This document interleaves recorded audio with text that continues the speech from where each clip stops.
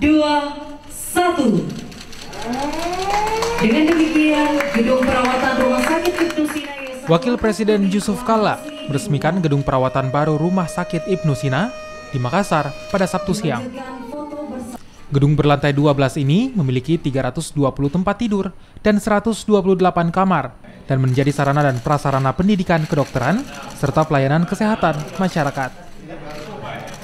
Saat meresmikan ruang perawatan Rumah Sakit Ibnu Sina, Wakil Presiden Yusuf Kalla juga menyumbangkan 1 unit ambulans.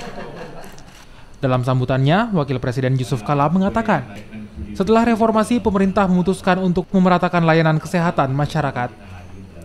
Layanan ini terus bertambah, akibat pertambahan penduduk 1,4% per tahunnya.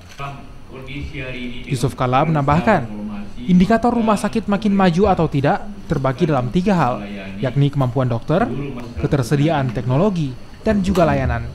Dan industri itu efisien, kalau efisien maka dia harus bergabung satu sama lain. Karena itu maka hubungan-hubungan dengan rumah sakit ini harus dijaga supaya ada saling menunjang dan sebagainya, dan tidak perlu rumah sakit Makassar semua memiliki keahlian yang sama. Tadi digambarkan oleh rumah sakit bahwa keahlian yang apa di sini itu juga penting. Wakil Presiden Yusuf Kalla menyatakan bahwa di Makassar rumah sakit cukup banyak dan ini merupakan salah satu keunggulan. Kota Makassar juga diharapkan menjadi pusat layanan rujukan di Indonesia Timur. Arif Tirtana, Kompas TV Makassar, Sulawesi Selatan.